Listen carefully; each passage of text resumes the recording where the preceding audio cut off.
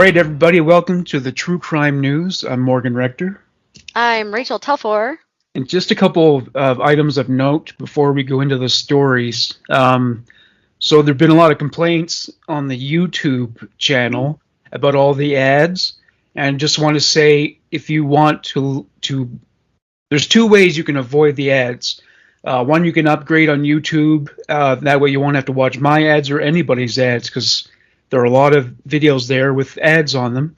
So that's one way. And another way is that you can listen to the audio-only version of the podcast on all the podcast platforms, Apple and Spotify and Stitcher and so on and so on. Yep. So there's that issue. And then the other one was, how did you listen to the Bruce MacArthur episode? I got 15 minutes left of it. Yeah, it seems like it's a bit tame compared to the usual stuff. There wasn't much in terms of graphic details. It's just, I think Canadian true crime writers tend to shy away from that stuff, whereas American true crime writers, they really dish it up. Yeah, we're America. Yeah, they really rub your nose in it, but I'm happy about it. I want to know those details. I know. No, but so far so good. I was listening to it today while I was running some errands and getting my new desk from Costco. So, yeah. Yeah, you've been very busy the last few days. I have been very busy. Also, for our American friends, happy late 4th of July. My neighborhood is still celebrating. So if you hear fireworks, yeah, we'll probably be doing this actually, it never stops, to be honest. Fireworks seem to go off in my neighborhood all year long. I don't know why. I don't know where they're even getting fireworks from, but it seems counterproductive during the day. I mean, you don't get that. Yeah, it happened today at 1:30. I text Morgan. If you do it at night, they at least light up the sky and shit. Whereas during the day, What? It was 1:30 today. I text Morgan. I'm like, there are fireworks going off right now at 1:30 in the morning, or 1:30 during the day. It's probably like that all over the country, I'm sure. It can't just be your neighborhood. And there was one other thing as well. So the latest episode of one of my other podcasts, the Trailer Park Boys Fan Federation podcast, the title is We're Baked, and it's literal.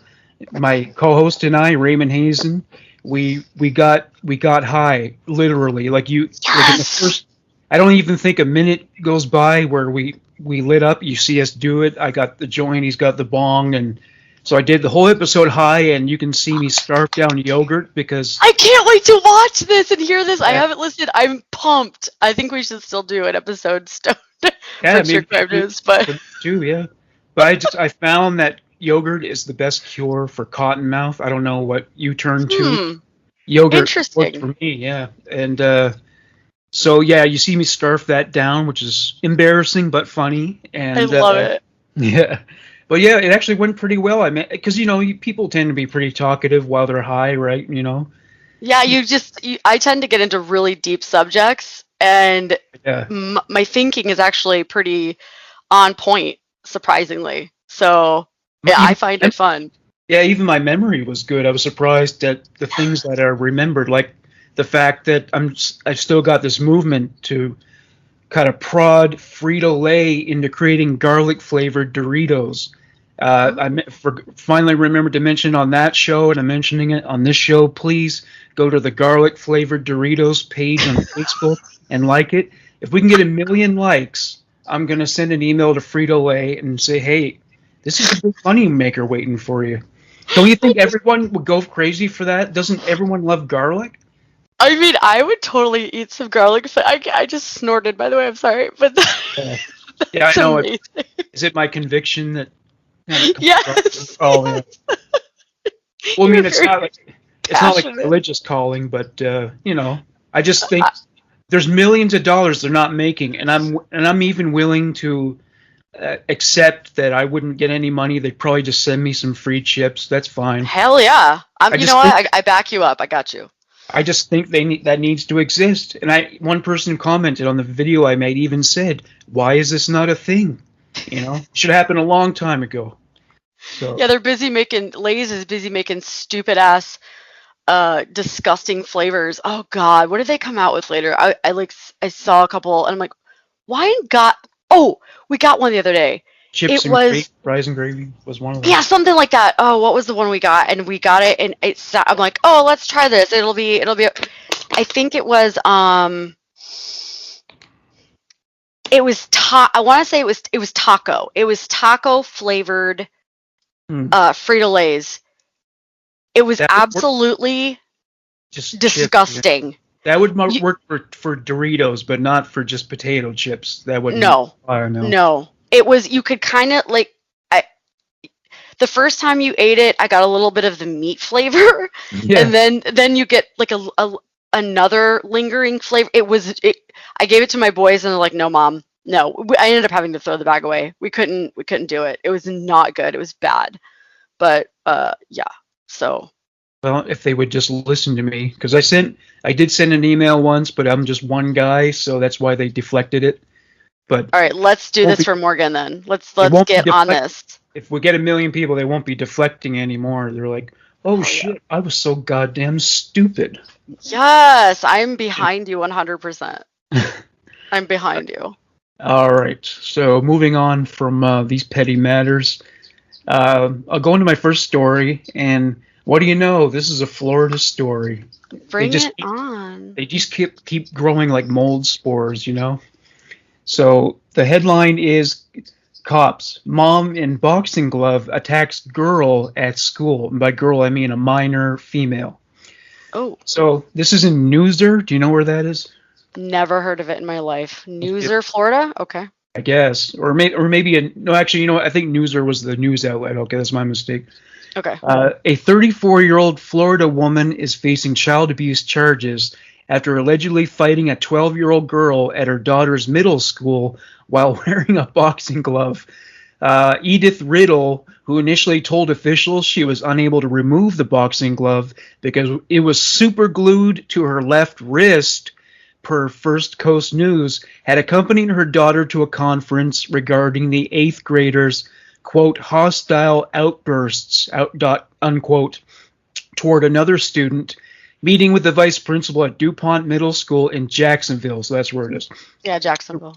Around noon on March 18th, the message officials hoped to convey apparently didn't get across because the pair, accompanied by an adult male, also said to have been wearing boxing gloves, as well as a high school student, then headed to a patio outside the cafeteria where Riddle's daughter got into a physical altercation with the other student. An arrest report claims Riddle joined in, punching the girl. She lay on the ground. She threw several punches to the victim's head and also stood on the victim's hair. The report reads, the student was found with abrasions on her arms and knees before being taken to for hospital evaluation by her mother, Crystal Wiltsey, who told police she wanted to pursue charges. Riddle, who was arrested Thursday and bonded out of jail on Saturday, faces one count of child abuse with a personal/special weapon. But Wiltsey says that's not enough. She also plans to take legal action. She said, I put the school to blame just as much as her, she says, noting officials should have escorted the lady off the property when they showed up to the school in boxing gloves. Now, first of all, I wonder if the lady put that thing boxers put in their mouths before they fight so they don't, I guess, bite their tongue or something. Mouth guards. Ding, ding. I don't know if they rang a bell or not. But also, I know it's not pleasant for people when you keep piling on the bylaws and rules and regulations, but maybe it's getting to a point where schools have to reestablish boundaries when it comes to parental involvement. Oh, absolutely. Because you've observed some inappropriate behavior, right, on the part of other parents in extracurricular activities. For sure. But I think I've mentioned before, the elementary school that my sons go to, you can't get in. Like you have to ring a bell, and then you have to show your ID before you can even get into the school. Really? Oh yeah, they're very secure here, and I mean we're Florida. Hello. Yeah. And if you rolled up in boxing gloves, I'm going to guarantee you would not have been allowed in that school. That There's was no way, there's no air school. However, I never got to tell this story. I'm not going to get into it. Our elementary school participates in this tradition, which is the first year I've had to be a part of it. On the last day of school, you go and pick your kids up in parent pickup, and it's like a wet release or water release or something like that. So all the teachers and the kids have squirt guns and water balloons and stuff. So you're liable to get, they said you are going to get wet unless you have your windows up. So this year was a little extra because last year was COVID. When I tell you there were, what's the thing you do at a game? I think maybe I did tell this story. It was like a whole group of parents with like trailers and pressure washers with water spraying at people as we're trying to pick our children up. And I was in line for 2.5 hours. Like, I kind of have PTSD from it. So that's never going to happen again. It was horrible. Yeah, so yeah, it's weird how parents just kind of went from like occasionally checking out their kids' sports game to intervening in really aggressive ways with these activities. Absolutely. I guess some of them are the so-called helicopter parents. You're not one of those, right? Well, no, I did the flip coin, so I ended up coaching my son's soccer team. So I didn't have to be on the sidelines. I was actually coaching the team. So Yeah. that was way better. I got to take control, and it turned out really good for me. So no, absolutely not. I'm more of a I'm like, get out there, let's do this, and I try to encourage them. And so is your kid's school, is that located in a district where there's quite a bit of money? Is it like a Yes. middle class? Yeah. Yep. See, the Jacksonville school I was talking about, maybe that school doesn't have such tight security, so that could be it. But very much, yeah, probably could be. I mean, all the schools around here, around where I live, are pretty. They went to another elementary school, and it was the same way. You had to show ID before you got in, and they had to let you in. So that makes me feel good, though. I'm totally about that. Is that because of the school shootings? I don't know, because those kind of started before my kids went to school.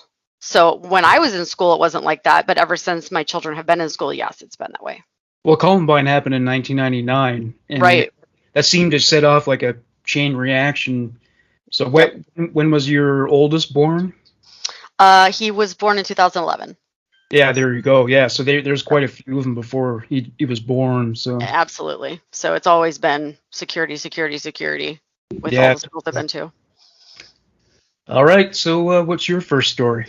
Well, sorry. I have. I love this. I keep saying it. I love the news story. We're never gonna run out of material, ever, Morgan. No way. No. Never gonna run out of material. And I love reporting on true crime news. Mother of the Year.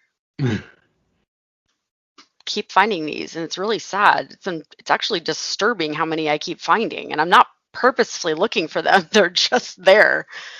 So this is just recently happened a couple days ago. California mother admitted strangling special needs son found dead in a Nevada desert. Excuse me, hang on. Had to clear my throat. So this is in Las Vegas. A California woman arrested in Denver more than a week after her son's body was found in a Nevada desert in June was arraigned in Las Vegas on Wednesday, June 30th. Samantha Moreno Rodriguez, 35, charged with the murder of her 7-year-old son, appeared via video conference in Las Vegas Justice Court, KLAS TV reports. The judge denied her bond. Rodriguez was scheduled to be back in court on August 3rd, so she hasn't been back yet. Clark County District Attorney John Giordani said in the hearing Wednesday that Rodriguez confessed to killing her son, removing the boy's clothes, and leaving him naked in the desert. Wow, that's just malicious. It gets worse. The Las Vegas Review-Journal reports. Rodriguez said she strangled the boy for about, wait for it, 15 minutes, according to Giordani. Well, that's apparently not as easy as it sounds. Like No. Richard Speck said, and he was a big, strong man, but he said like strangling even these tiny little nurses, it was really, really hard. Yeah. And it's your son.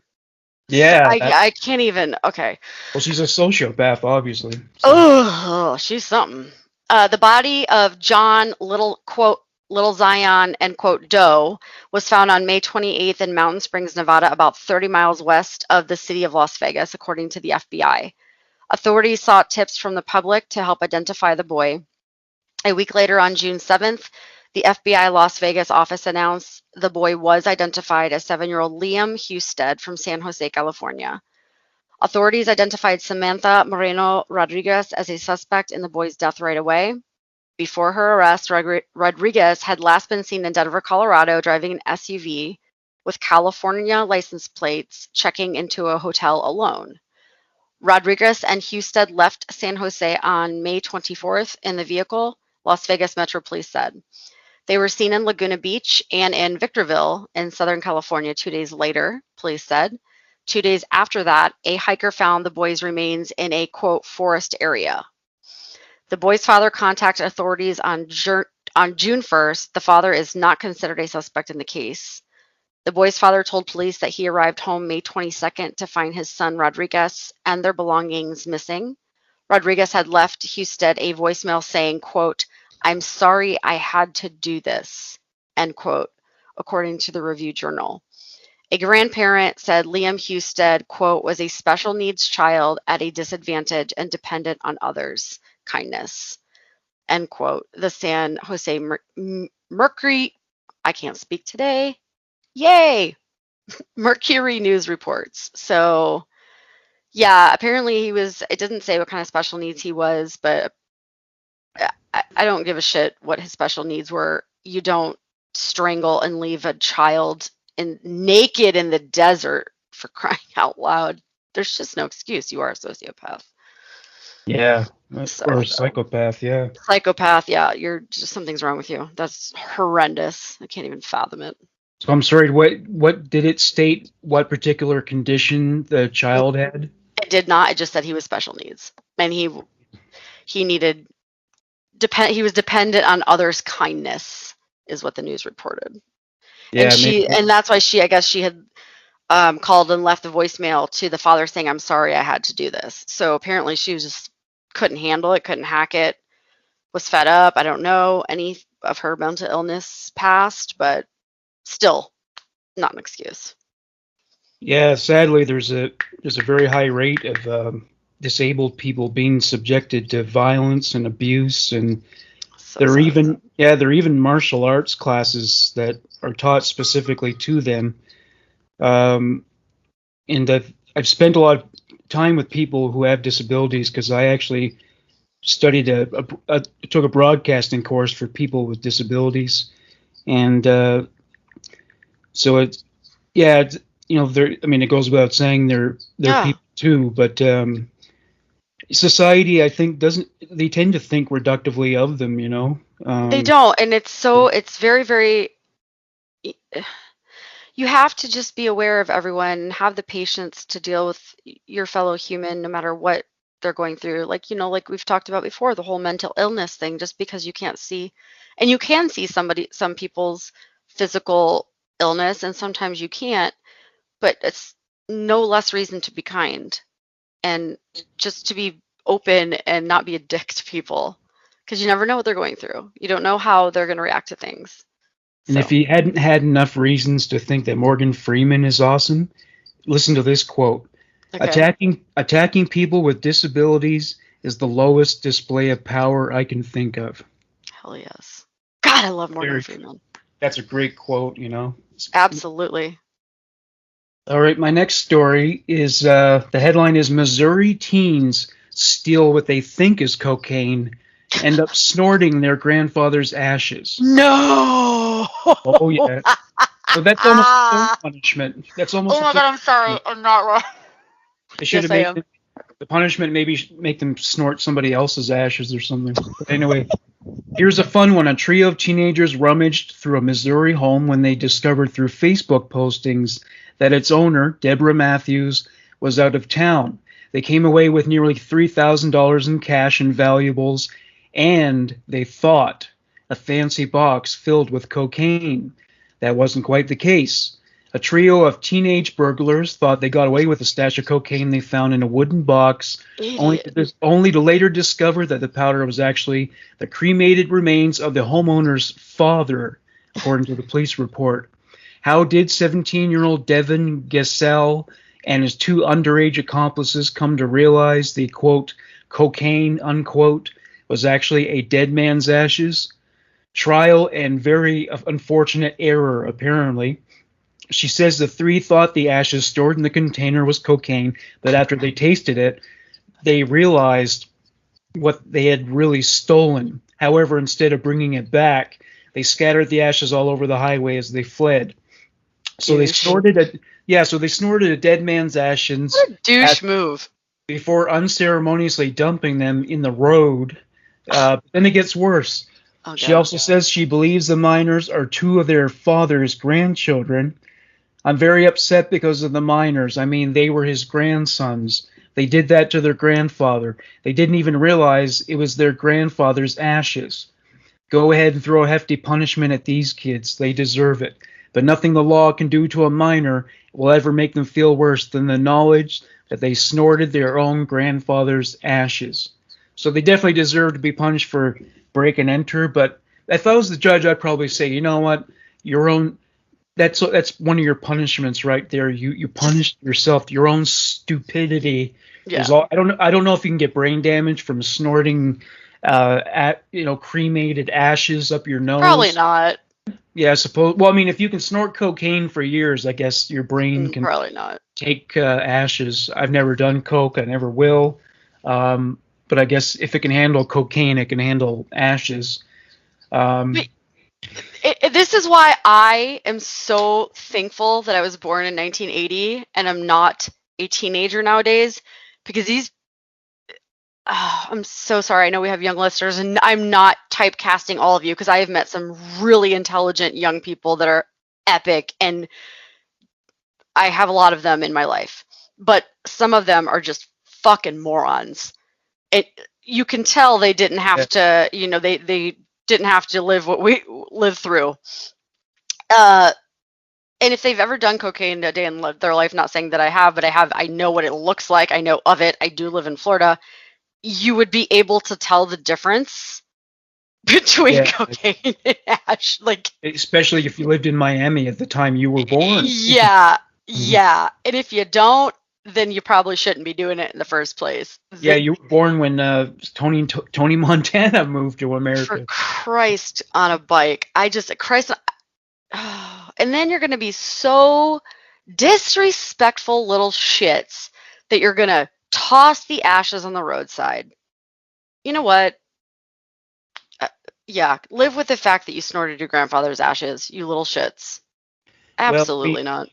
Well, I mean, there's just been a lot of bad parenting for the last 30 years. A lot of these spineless parents who they don't discipline their children, and then the children get out of control, and that's where you get these like 13-year-olds smoking and having sex and doing drugs and joyriding in stolen cars, and the parents don't do shit about it because they were the parents who just capitulated to them when they threw the tantrums in the cereal aisle, and it just got worse from there. I mean, if you don't nip it in the bud, it just gets worse. I mean, that's what I hear from parents. You have to absolutely.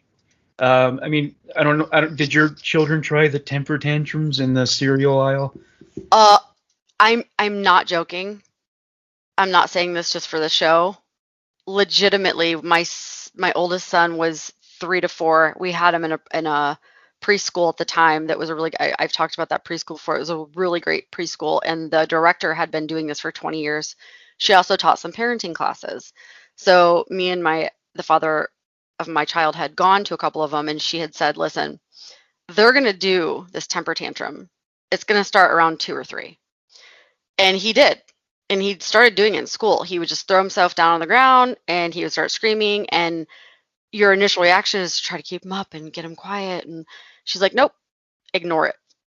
So do it for, a week or two, and they'll eventually stop doing it. So specifically after I took this class, we were in Publix, or no, Target. It was Target. I'm sorry. Uh, and my son legitimately had a breakdown, a full-blown temper tantrum. I don't remember. It might have been the cereal aisle, to be honest with you, but it was in an aisle. And I just stood there and turned my back, and people were walking by me looking at me like I was an insane person. I Yeah. did Okay. not respond to him until he was done. And then he got up and I said, "Are you done?" He's like, "Yep." You Okay, don't you okay. don't reward the behavior. Yeah. And then he stopped doing it. Well, that's the thing. He These other literally stopped doing it. these other parents rewarded the behavior. They're like, okay, fine, we'll get the Fruit Loops, we'll give you the chocolate bar, whatever it is you want. Or just acknowledging them at all, even though Yeah. you're saying, "Oh no, you can't do this right now." Don't acknowledge it. And everyone looked at me bad. I'm like, don't look at me. He's gonna have his. We're gonna stand right here until you're done. And sure enough, he stopped doing it. He really did. It worked. Did you ever pull that So power move where like he's on the floor, you go to pick him up, and you like slackens all his muscles, turn into dead weight, and fall down to the floor? no, they did the stiff body. Oh, the stick thing. Oh, okay. So Yeah, that's refuse. even worse. But I stopped. I would just leave him be. I still to this day when they get angry, I put them in timeout and I said, "Let me know when you're chilled out." They get Yeah. angry and then they get Yeah. over it. And then they get scared if you walk away. They're like, oh, okay, Mm-hmm. worked out too well. Some people don't like our banter, but I like our banter. So if you don't Yeah. like it, then don't listen to it because this is real life shit. Maybe grocery store should hire me for the cereal aisle, and I can show kids what happened to me because of diabetes, like the Oh, half of a toe that I lost, and say if you keep eating corn pops and Fruit Loops and Captain Crunch, this is gonna happen. yeah. I'm sorry, Morgan. That's sad. Yeah, it sucks. All right, what's your story? Next story. I do get a little bit lighter, but bear with me before we get there. This one is from Houston, Texas. Former Houston police sergeant sentenced to 40 years for murdering wife. A former sergeant with the Houston Police Department was sentenced to 40 years in prison Friday, June 25th, for the shooting death of his wife in 2019. According to the Houston Chronicle, officers from the Pearland Police Department responded to a call on the 1900 block of Canyon Creek Court on March 23, 2019, after a family member found Belinda Hernandez, a librarian at Shady Crest Elementary School, dead in her kitchen. Hilario Ramos Hernandez was apprehended hours later near in Kingsville, Texas, southwest of Corpus Christi. KTRK reported at the time Hilario Hernandez was relieved of jury from the Houston Police Department without pay after his arrest. I'm sorry, relieved of duty. Did I say jury? Relieved of duty. From the Houston Police Department without pay after his arrest. He had reportedly been with the department for more than 30 years. According to a 2019 Houston Chronicle report, the night before Belinda was found dead, Belinda and Hilario's daughter, her husband, and a family friend were having dinner at the Hernandez's home. Hilario became upset over, quote, perceived flirting, end quote, between Belinda and the family friend, the Chronicle reports. Hernandez's daughter reportedly later texted Belinda, but became concerned when Belinda did not respond. The daughter reportedly called Belinda's cell phone, and Hilario answered, saying that she was, quote, fine, end quote, and then hung up. The daughter reportedly went back to her parents' house the next day and discovered Belinda in the kitchen. Oh, unfortunately, that is so sad. Police officers reportedly found a handgun on the kitchen counter and shell casings in the kitchen.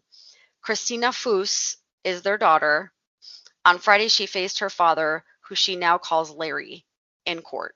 As her father prepares to begin his sentence, Foose is following in her mother's footsteps as an educator for Pearland ISD. Quote, it's definitely been a long 2 years, she said, a devastating situation for my brother and myself. Essentially, that day we lost both of our parents. Mainly what I made the focus about was her and her legacy. I made that known in the speech that it is no longer about him and it's completely about her, end quote.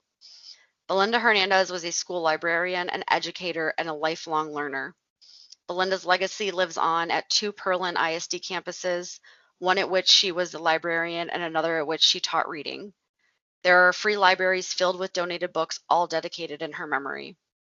Michelle Kiefer, the principal at Shady Crest Elementary, said she misses Belinda's spirit, but thinks of her when she walks into the library or when she sees the mural she painted or when she passes a little library built in her honor. Quote, "We just couldn't be more proud of Belinda Hernandez and the legacy she has created, not only for the kids and her family, but for the Pearland ISD and the whole Pearland community," said Kiefer. So did it say? Sorry, did it say how he killed her, or they just found her dead? He shot her. Oh, he shot her. Okay. Mm-hmm. Yep, he shot her over perceived flirting. Perceived flirting. Wow. Mm-hmm. You know, it reminds me. Do you remember a music act called Enigma? Yeah. Yeah, they have this great song called "I Love You, I'll Kill You." I just thought of that because I mean because you know actually the gland or whatever it is of your brain from which feelings of love originate, it's the same part of your brain that hate originates. So they say, you know, there's a fine line between love and hate. I mean, there's a lot of actually these true. Yeah, that's the source of the crime of passion, right? Yeah, the crime. Yep, exactly. It's just so sad. She was apparently a really just awesome lady. So. I mean, I hate to say this, but I hate to say this but he obviously loved her very deeply. It's just it came out in the worst possible way. But it was like there's a. You ever heard of the author Elie Wiesel? He wrote a book called Night about his experience in the Holocaust. No, but I would love to. Yeah, he once said the opposite of love is not hate, it's indifference.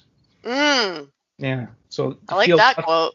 Yeah, because I think hate usually comes with territory, and that includes every kind of love. I think, you know, everyone. Right, because you can't feel intense love without feeling intense hate, because then you wouldn't know the difference. So being indifferent is actually worse. You're correct. That means you just don't even have a feeling, and that's worse, right? And is it even possible to really love someone if there are no feelings of codependence? I mean, aren't you kind of codependent emotionally in terms of relying on their behavior not to destroy you? You know what I mean? Yeah, absolutely. Yeah, you make a good point, actually. Psychologically, yes. That's why I'm single. Again, hashtag single life. Yeah, because I mean, if you're not codependent, are you even really in love with a person? I mean, no. I mean, enough of that nonsense. It would probably be better that way, but I don't think it usually turns out that way.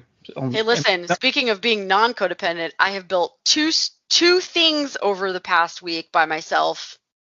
I bought myself a vanity and a new desk, and I built them on my own because girl power. Was it easy to build with the hydraulics and everything? Yeah, it was super, super easy, actually. But I have all my tools and all that kind of stuff, and I like putting stuff together. So easier than a fucking IKEA bookshelf unit. I could do that too. But yeah, it's pretty easy. I bought one and I tried putting it together myself. I actually had to throw it out because my God, are you kidding? I'd be able to do it. I had to buy it again, and I had to pay a guy who works with a service. He assembles IKEA shit for a living. So he came here and did it for me, and that's where I put my DVDs. And but yeah, I couldn't do it by myself. So yeah, I don't like IKEA very much. If I could have afforded it, I would have bought like a nice oak, shelving unit. Well, fun fact, I've never been to an IKEA, and I've never purchased anything from an IKEA. Yeah, you're not missing out. So, especially considering how hard they are to assemble. Yeah, I'm going to stick with my Costco, so yeah. So we were talking about sweets and diabetes earlier. Well, this story actually happens to involve things along those lines. The headline is Pastry Chef Arrested Over Risque Cupcakes. So, as you would imagine, this is not an American story. There's lots of erotic bakeries in America. There are a few of them here in Canada as well. This happened in Egypt. So a female pastry chef. So that's like two strikes right there in Egypt. No shit. Yeah. Holy crap. She's been arrested for the crime of selling cupcakes decorated with penises, vaginas, and butts.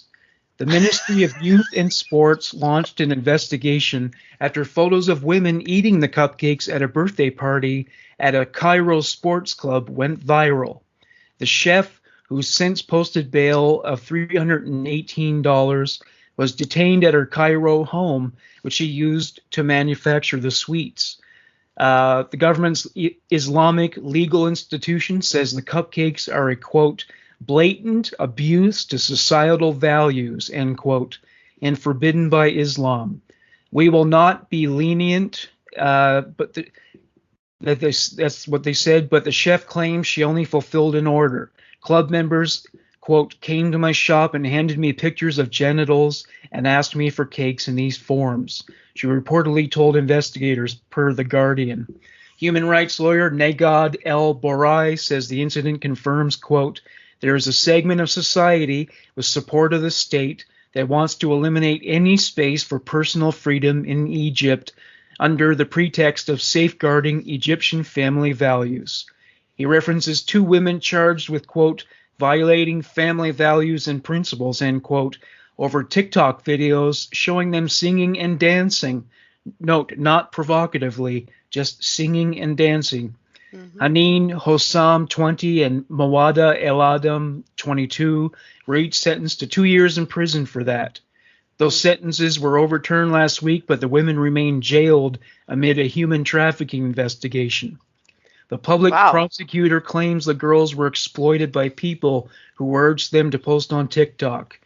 So, and it also notes that an Egyptian actress was charged with a similar crime after, get this, exposing her legs, her filthy legs.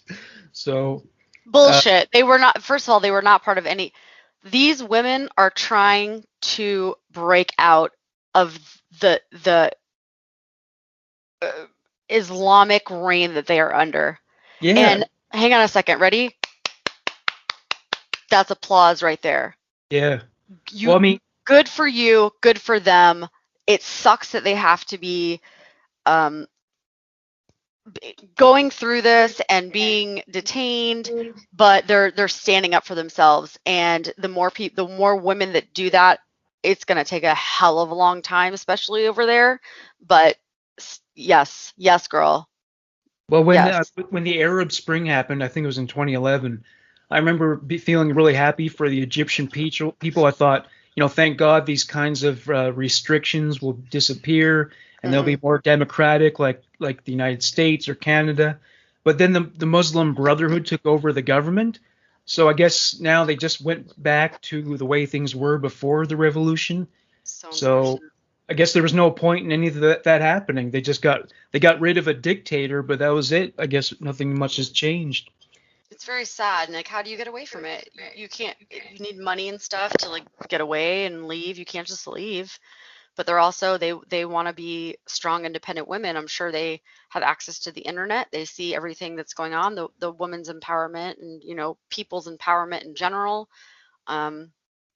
So I wish them the best. That's really unfortunate. But I know that they get media from America through contraband, so they get and they must watch the TV shows and the movies, and that must be really hard too, because I know I wonder how restricted it is though.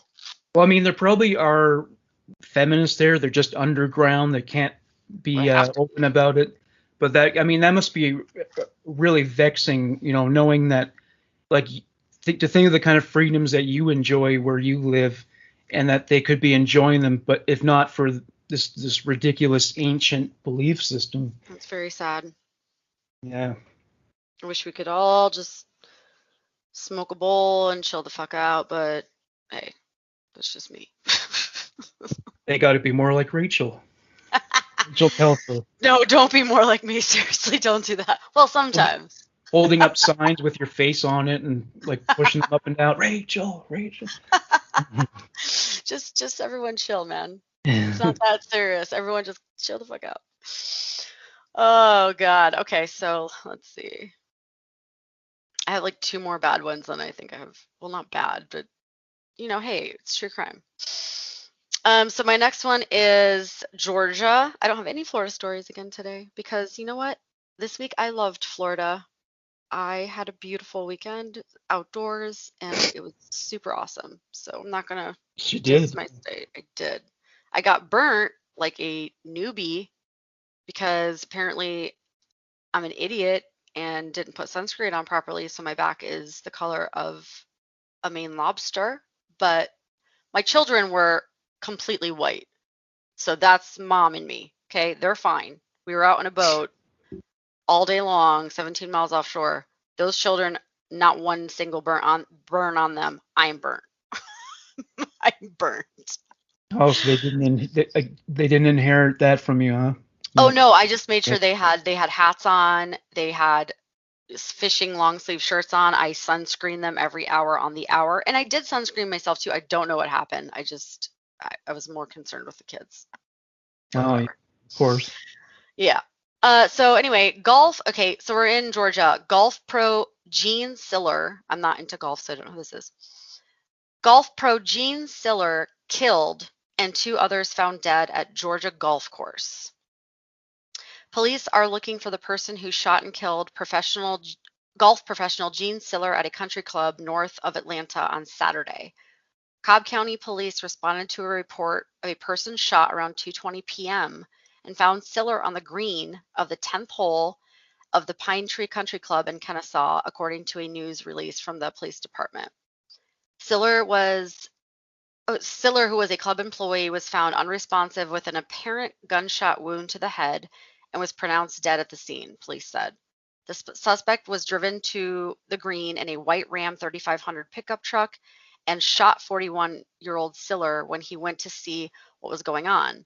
A member of the golf club told CNN affiliate WXIA. The suspect then fled. Police discovered the truck still on the green and found the bodies of two men in the bed of the truck, the release said. Both victims also suffered apparent gunshot wounds. One of the men was identified as Paul Pearson, the registered owner of the Ram 3500, but the other victim has yet to be identified, according to police. Police are still searching for the suspect who has not been identified. Students at Kennesaw State University, whose campus is near the country club, received an alert regarding the incident from the university's emergency management Twitter account. That's hilarious. They have an emergency management Twitter. Okay. Oh, don't forget to tweet. I'm not even on Twitter, so yeah, that's stupid. The Georgia State Golf Association expressed its condolences for the Siller's death. Quote, all of us at the GSGA are deeply saddened by the tragic events that occurred earlier today at Pine Tree Country Club. Our thoughts and prayers are with Gene Siller's family and friends, the association tweeted. Siller leaves behind a wife and two children, ages 6 and 7, according to the Pine Tree Country Club. Quote, tragedy has stricken the Georgia Section PGA and the loss of our member, Gene Siller. Thoughts and prayers are for his family and the Pine Tree Country Club family. Georgia's Professional Golfers Association tweeted. They sure do like tweeting. PGA of America President Jim Richardson, who also issued a statement, we are truly heartbroken to hear about the senseless murder that took place yesterday at Pine Tree Country Club in Georgia that took a life of a PGA member, Gene Siller. I cannot fucking read today. I'm sorry. I do not know No, I what's have wrong. those days too. Yeah. I can read. The last episode I made was like Ugh. 24 minutes or something, and I must have misread things like 100 times. I know. I just have my days and some days, so don't come at me, okay? I've had a long weekend. Yeah. PGA of America sends our thoughts, prayers, and deepest sympathy to his family, club and Georgia PGA community. Siller's family set up a GoFundMe page to help with finances. So yeah, nobody knows who did it. Broad daylight, somebody went out, killed 3 people, including this golf pro on a golf course. Broad daylight. So it sounds like he wasn't necessarily targeted in a personal way. It doesn't say. And the truck that the other 2 people were found in the back of, one of the guys owned that truck. So the suspect had driven to the green with a white Ram 3500 pickup truck, and that pickup truck was one of the dead bodies that were found in the back. The guy Oh. was one of the owners. So, or was the owner of that truck. So really interesting. I don't know if that's personal. Well, To one be thing I've determined. noticed about spree killings is the most common denominator is self-righteous bullshit. Whatever their cause is, if it's political, personal, in the end, you're just an asshole who shot a bunch of people. No one gives a fuck about your beliefs, your personal animus. You're just a murderer. Case closed. No one gives a Probably fuck. didn't get into the country club. Yeah, well, maybe that was it too. But I'm serious. Like maybe that was just they didn't accept him into the country club, or he lost a game of golf to somebody. Like who knows? Just watch Caddyshack. Who knows? Maybe there are people in real country clubs who are just as bad as they are. Okay, I like Caddyshack. Maybe even a gopher who plays air guitar. Bill Murray, man. Yeah. He's the man. All right, my next story, we discussed it before, and it was a big headline news this week, actually. Okay. Bill Cosby released from jail. Oh, I'm so glad you're doing this. I was going to do it. Thank you. Okay, go. Yeah, so the sex assault conviction was overturned by the court, and before I go into it, I came across this kind of a meme that I posted on social media. What's the name of that pawn shop reality show where there's like Stars. Pawn Stars? That's the bald guy who's a bit kind of heavy set and. Oh yeah, we've all seen that meme. It's very popular right now. Free Britney Spears from her conservatorship. The best we can do is free Bill Cosby. Free Bill Cosby. Yeah, I mean, it's so sickeningly true though. Sickeningly true. Like, are you fucking kidding? That's the way of the universe. That's unfortunate. Like I don't know if I said it on this show before, but one belief that causes people a lot of misery is the notion that people always get what they deserve, because it's not always true. Unfortunately. And so Pennsylvania's highest court overturned Bill Cosby's sex assault conviction Wednesday after finding an agreement with a previous prosecutor prevented him from being charged in the case. Cosby has served more than 2 years of a 3 to 10 year sentence at a state prison near Philadelphia. He had vowed to serve all 10 years rather than acknowledge any remorse over the 2004 encounter with Canadian accuser Andrea Constand. The 83-year-old Cosby, who was once beloved as America's dad, was convicted of drugging and molesting the Temple University employee at his suburban estate. He was charged in late 2015 when a prosecutor armed with newly unsealed evidence, Cosby's damaging deposition from her lawsuit, arrested him days before the 12-year statute of limitations expired. The trial judge had allowed just one other accuser to testify at Cosby's first trial when the jury deadlocked. However, he then allowed 5 other accusers to testify at the retrial about their experiences with Cosby in the 1980s. The Pennsylvania Supreme Court said that testimony tainted the trial, even though a lower appeals court had found it appropriate to show a signature pattern of drugging and molesting women. In May, Cosby was denied parole after refusing to participate in sex offender programs during his nearly 3 years in state prison. He has long said he would resist the treatment programs and refuse to acknowledge wrongdoing, even if it means serving the full 10-year sentence. That's ridiculous. This is the first year he was eligible for parole under the 3 to 10-year sentence handed down after his 2018 conviction. Cosby spokesperson Andrew Wyatt called the parole board decision appalling.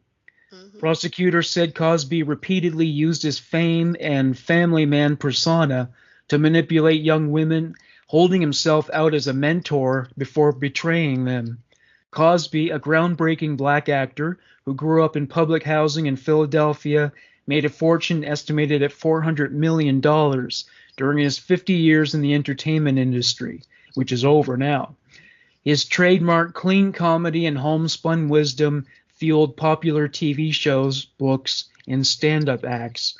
He fell from favor in his later years as he lectured the black community about family values, but was attempting a comeback when he was arrested.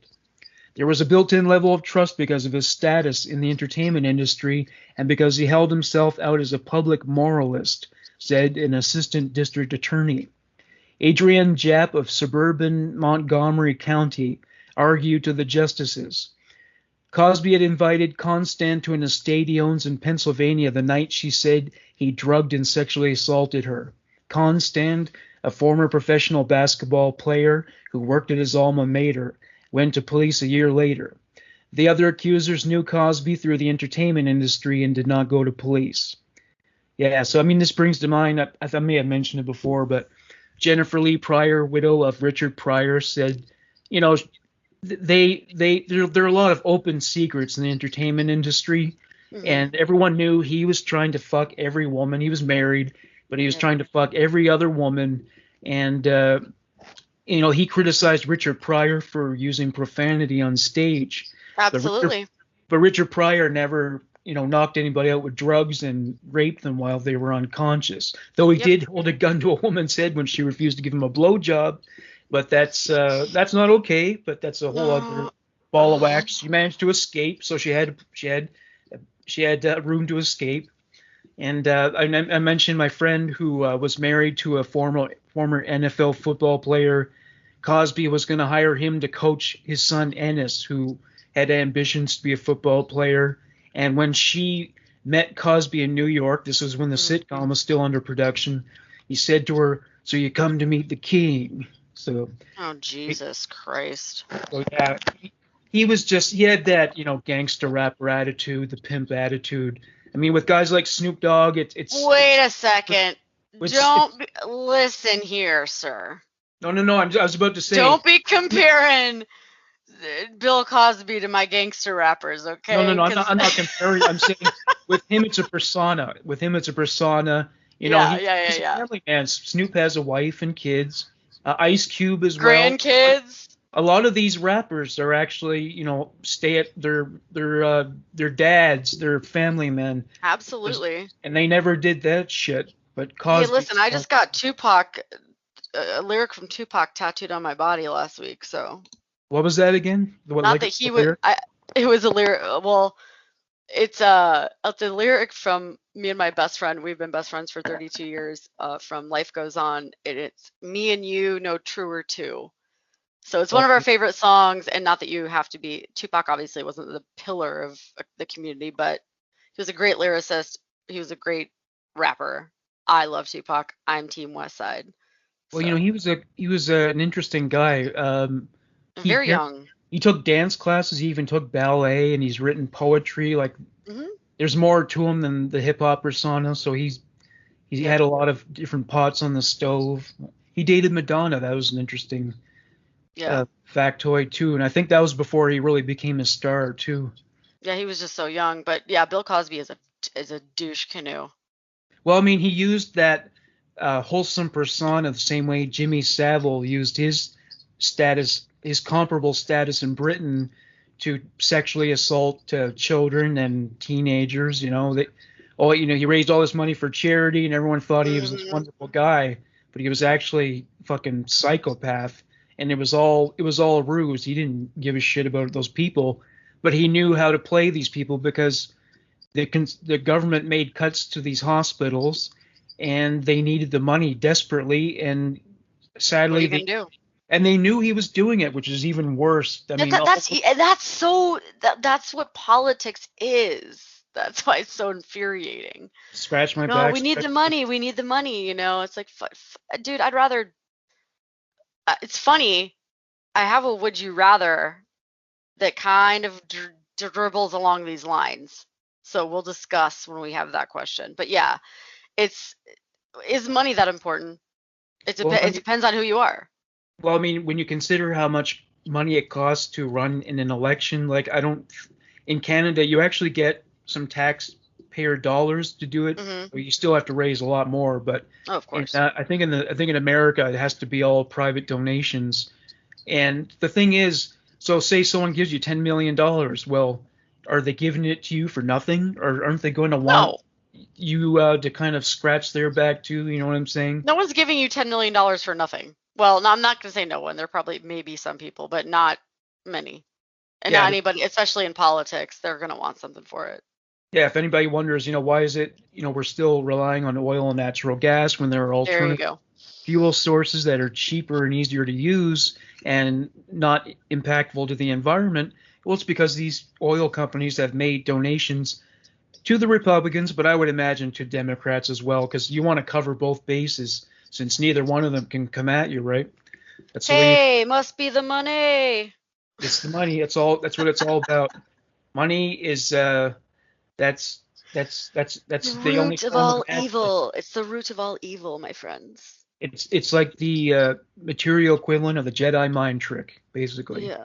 Instead of Listen, waving your fingers, you wave dollar bills in their face, and I'm a Harry Potter person, not a Star Wars person. yeah, either way, Had this conversation. money is magical in a dark kind of not necessarily. I guess when you donate to charity, it's a good thing, but yeah, Yep. that's the most concrete material form of magic we have on the earth and plane. Wish So, it would go away. all right. So, Well, you follow. It's we're so on point with our mind and our stories. Sometimes I think we're just like connected astrologically or maybe in another life. I don't know, just our little vibes. So I'm doing a follow up on the Slender Man trial, actually, oh yeah, okay. because this just came up. The girl who did the stabbing back in 2014. So, teen convicted in 2014 Slender Man stabbing to be released from mental facility. A Wisconsin court found there was, quote, no clear and convincing evidence, end quote, that Anissa Weir, 19, quote, poses a substantial risk of harm to others, herself, or serious property damage, end quote. A Wisconsin teen who stabbed a classmate after becoming obsessed with the fictional online character Slender Man is set to walk free after spending 3 years in a state mental hospital. On Thursday, a circuit court judge ordered a conditional release plan for Anissa Weir, paving the way for her release from Winnebago Mental Health Institute. Quote, courts find there is no clear and convincing evidence that the defendant poses a substantial risk of harm to others, herself, or serious property damage, court filings obtained by Oxygen.com stated. Judge Michael O. Boren's order requires the Department of Human Services to prepare a conditional release plan for Weir by September 1st. The plan will identify treatment and other services Weir may need upon her release, including supervision, medication, and support services. A psychiatrist and social worker from Weir's mental health facility were present for the Thursday hearing. In 2014, Weir and her friend Morgan Geyser led 12-year-old Peyton Leutner into a forest in the Waukesha suburbs and stabbed her 19 times. A cyclist later rescued Leutner, who survived the attack. Weir and Geyser ultimately confessed they'd carried out the stabbing after becoming mesmerized with Slender Man, the ghoulish internet urban legend. The stabbing, they contended, was a dedication to the paranormal being. Quote, Weir stated that many people do not believe Slender Man is real, and she stated she wanted to prove the skeptics wrong, end quote, according to the case's criminal complaint. The two teens had originally planned to duct tape Leutner's mouth, stab her in the neck, and, quote, put covers over her to make it look like she was sleeping and run, end quote, Weir told Geyser, who was armed with a knife, to, quote, go ballistic, go crazy, quote, end quote, prior to plunging a blade into the 12-year-old several times. Weir and Geyser were tried as adults in the case. Weir pleaded guilty and was sentenced to 25 years in a state mental hospital. Geyser, that is a not, doesn't make sense. In 2020, November 2020, Weir filed her petition for her conditional release. In a letter addressing the court, Weir expressed remorse for carrying out the 2014 stabbing. Well, of course she fucking did. Quote, I am sorry and deeply regretful for the agony, pain, and fear I have caused, not only to Peyton and her family, but my community as well. Absolute bullshit. Weir wrote in a court letter earlier this year. Quote, I take full responsibility for my actions, and I show that responsibility by making sure I never get that ill again. The 19-year-old added she hated her actions, but had forgiven herself. Quote, I have learned that forgiveness is a process of healing that helps release the pain of the past. She wrote, I no longer want to be a source of pain in my community, and that is why I asked for forgiveness. Weir insisted she had exhausted all of the available mental health resources at Winnebago Mental Health Institute. Quote, I want to reiterate that I am not saying I am done growing, changing, evolving, or adapting. I just can't do it here anymore. Well, actually, you know what? That kind of might not be wrong. Okay.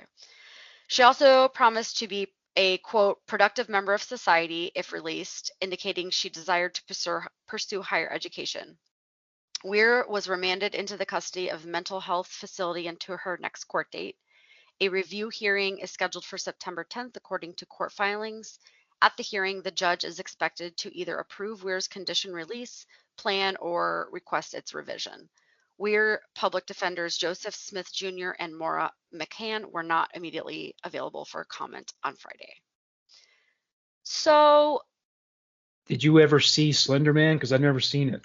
I heard a lot about it because I remember this case very vividly. I never saw it. I just kind of knew the obsession of the fictional character. I think there was a movie that was put out about it.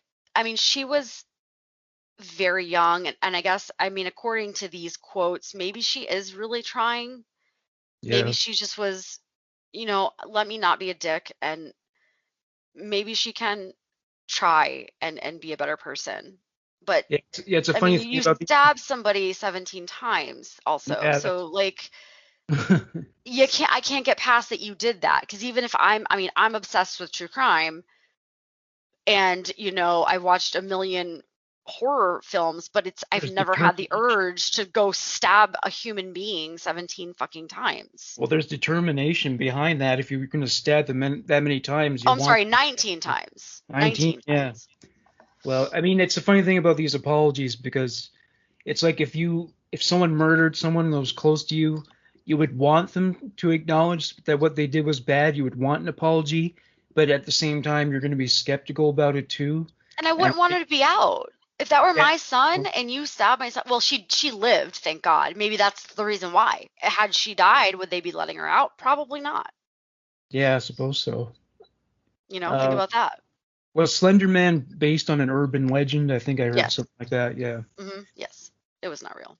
It was an urban legend, but interesting. Well, there's another case like the guy who shot up the movie theater when Batman The Dark Knight Rises came out. That was really bad. Trying to be like the Joker, but it was just really lame and depressing and shitty and evil. Although, I mean, obviously that guy was just fucking nuts. Like, totally. He's in the courtroom. He's just like looking around, like he didn't understand how he even got in the room. Like he was just like a lunatic. Yeah, he was definitely insane, and not in the same way as the Joker. Right. Correct. Yeah, absolutely. Well, so there's that. My next two stories after this will be a little bit later, so go ahead, Morgan. Okay. I have one more story, but you can do two more after that if you like. So I'll save one. I can say, ooh, they're both really good though. Yeah, you can do both. Yep. So I'll save one for next week. Okay, I'm gonna save one for next week. Okay.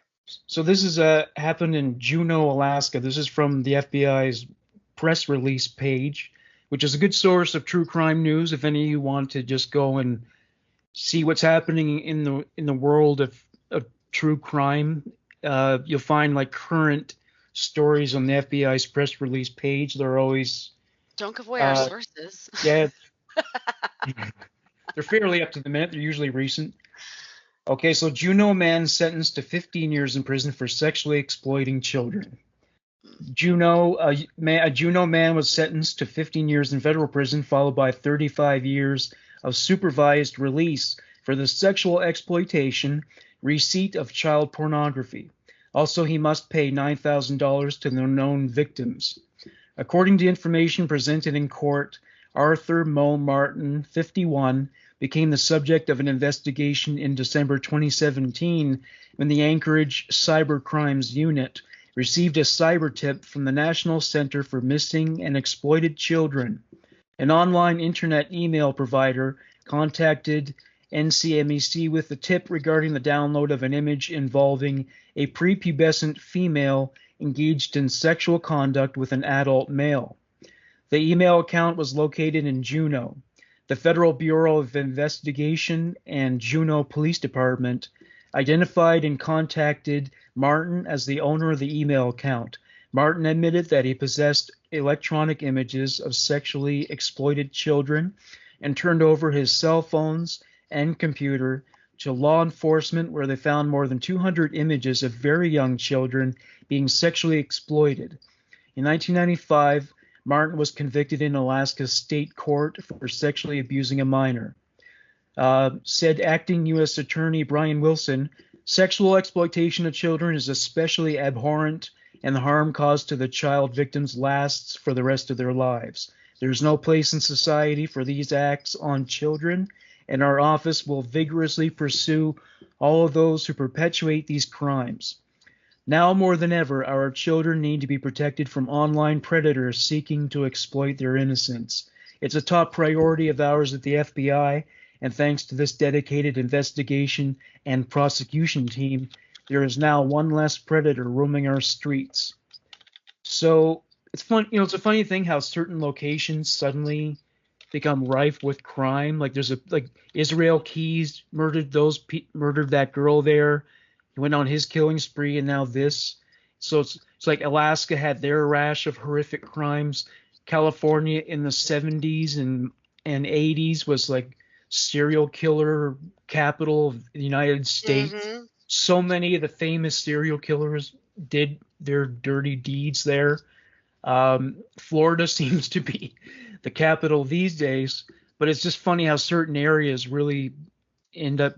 It just seems to happen a lot over a certain period where they just it just bubbles up really bad. And Yep.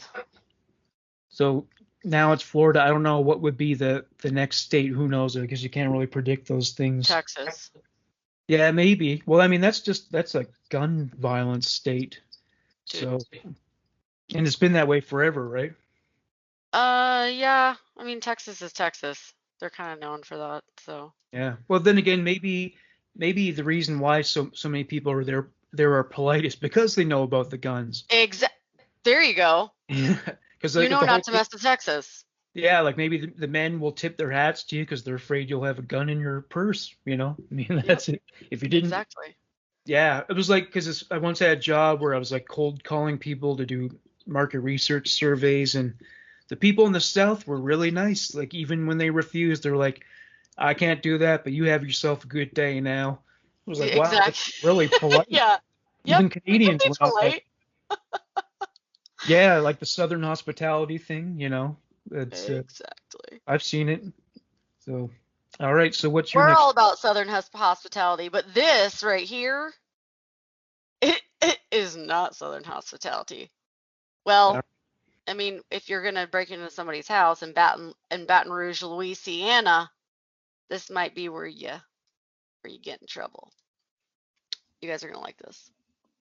Is this the one I suggested today? This is the one you suggested to me today. Okay. Can't wait. I have the other one. I'm gonna save for next week. I'm gonna save my Walmart story because that's a good one too. But I'm gonna do. Yeah. Roll it out, baby. You ready? Yeah. Thank you, Morgan. This is a good one because Morgan kind of does more of the lighter things, and then I seem to just be drawn to the really fucked up stories. So I'm really into the weird stuff. I know, and I don't know. Maybe you're just browsing history makes it more easy for you to find. And by the way, while you were telling that last story, my whole entire Word completely started encrypting and looked like freaking gobbledygook and gremlins, and I somehow managed to get it back just in time. Wow. Maybe Gremlins just got into my computer, so maybe it's uncomfortable about the conversation we've been having. Probably. Cringing. Okay. That's a computer cringing on. Okay, go on. It literally did. I was like, there were like characters that didn't even make sense. I almost freaked out. All right. So here's the title. Burglar sues homeowner after being raped. I'm so sorry if I laugh. It's not funny. I laugh uncomfortably. Oh, it's funny. It's okay. Okay, thank you. After being raped by German shepherds while stuck in house's pet door. Okay. So a young home invader arrested after calling the police himself to report he was I can't get through this. Help! I'd be so embarrassed to report that. Can you imagine? Okay. All right, sorry, let's get through it and then we'll discuss. After calling the police himself to report he was being raped by his victim's dogs, has filed an $850,000 lawsuit against his victims, alleging physical and psychological trauma. 23-year-old Jonas Carlson attempted to break into a Baton Rouge residence on February 26 by going through the resident's pet door. Unfortunately for him, things didn't work out exactly as planned, and he got seriously stuck in the small entrance designed for dogs, and things only got worse from there. According to the version of the events he presented in his lawsuit, the two German Shepherds, first of all, if they're German Shepherds, that doggy door has to be pretty big, so this guy has to be bigger than that. Okay, Well, because I can fit through a German Shepherd doggy door. they must have been outside at the time. Yeah. But I'm saying Yeah. the doggy door, he said he got stuck in it. It's not that small if German Shepherds are getting through it. Well, Those did are it mention? Did it mention if his head was on the outside or the inside? It does. It says I'm sure it was on the inside. He got stuck in Yeah. the small entrance. Okay.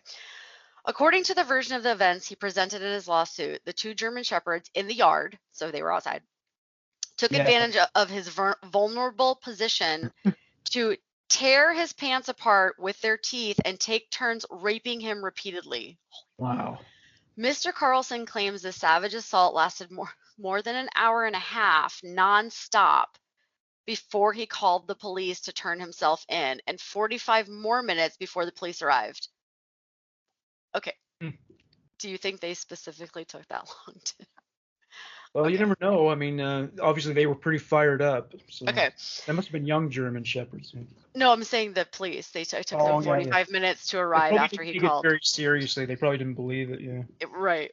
His lawyer, Miss Anna Sheridan, says her client was seriously traumatized by the event and that the residence owner, 93-year-old widow Thelma Matthews, is responsible for her dog's behavior.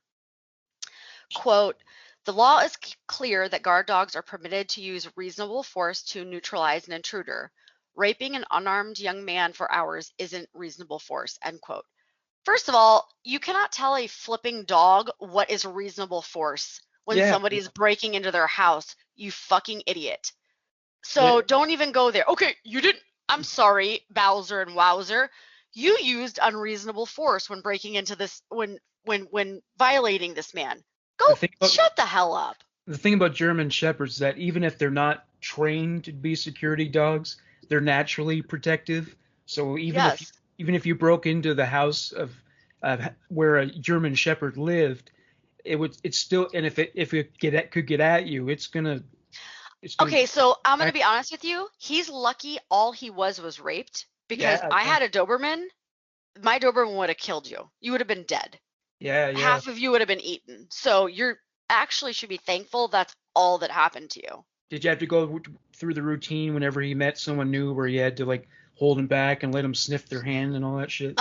He was very, very, very well trained. I actually took him over from a friend, but no, he unless you didn't when you came to my door, he would be right at the door barking. Yeah. If I opened the door, you had to either shake my hand or I had to address you. If you walked right in, he would go after you. So you just had to make sure. I had to let him know that it was okay. No, I did not hold him back. He was the best dog I've ever had in my entire life. He was outstanding. Well, anyway, yeah, I felt very safe. Let's get through the rest of this because it's great.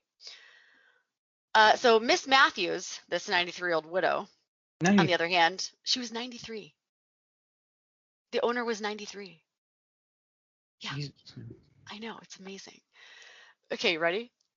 Miss Matthews, on the other hand, claims her dogs never sexually assaulted anyone before, and she doesn't, quote, intend to pay a dime to that little bastard, end quote. Quote, that little jerk tried to rob a lonely old lady and got roughed a bit by two good protective dogs. Exactly. He deserved it. Well, I did nothing to cause any of this, end quote. Mic drop, Miss Matthews. Yep. If I had been the judge in that case and I was like forced by law to give a sentence, I would have suspended it for her. Outstanding. Oh my God. I said, what did I call the dogs? I made up. Okay, wait, hang on. Mr. Carlson demands a total of $850,250 in damages, as well as the euthanasia of Miss Williams' two dogs, Bingo and Ringo. I wasn't far Uh, off.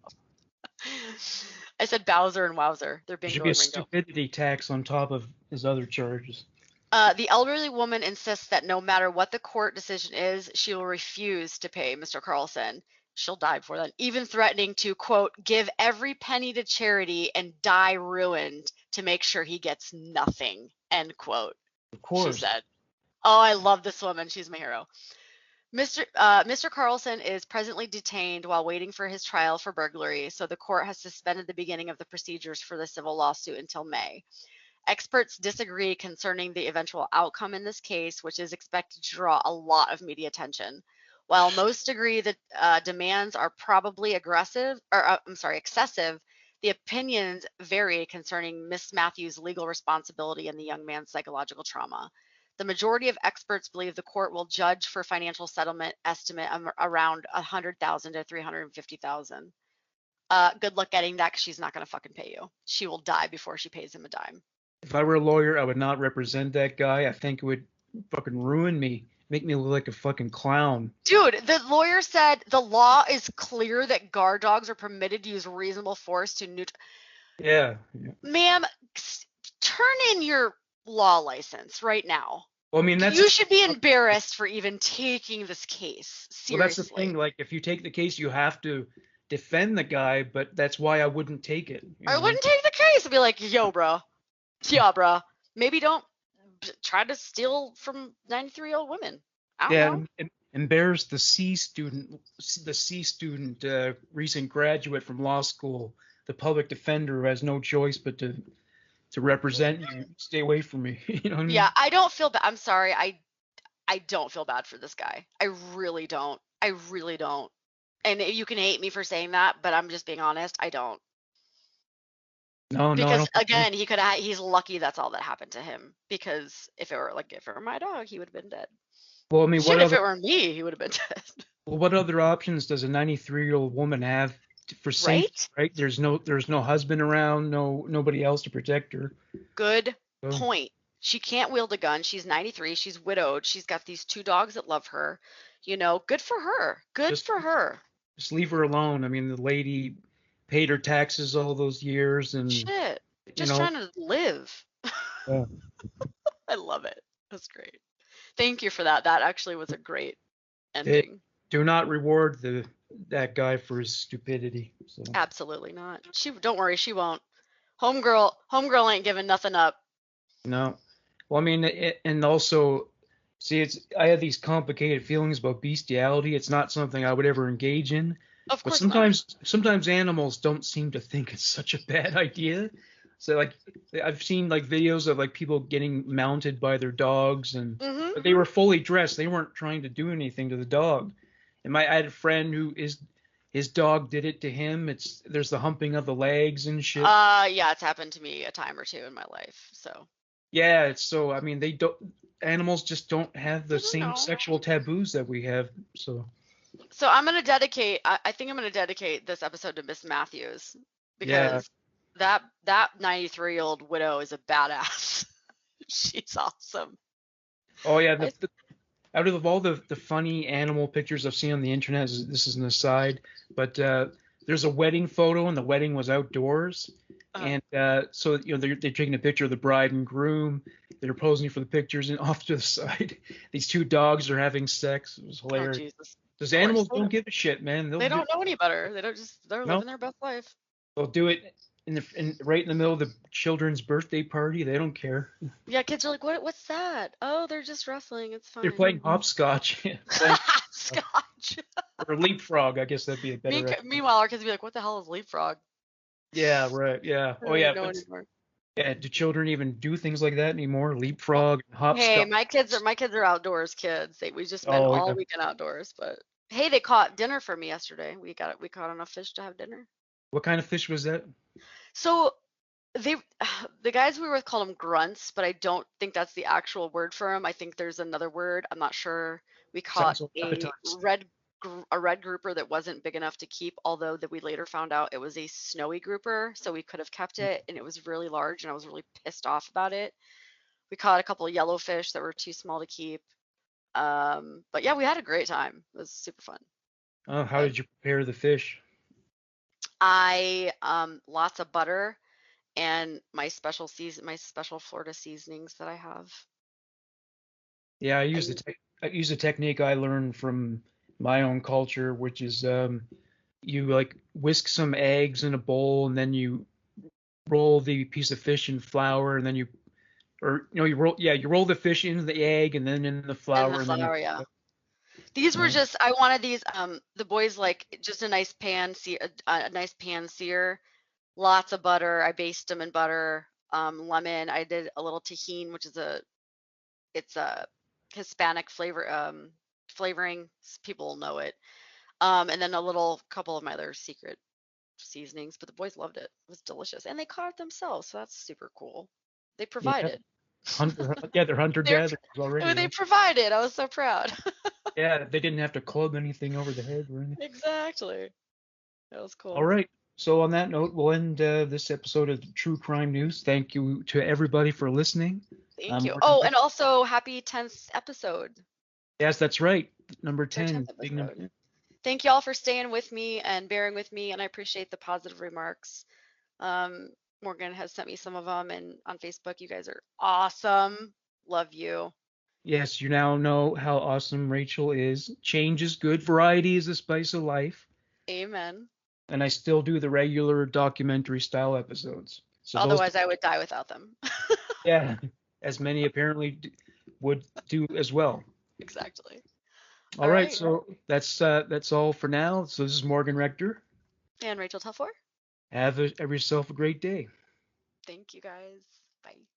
Bye.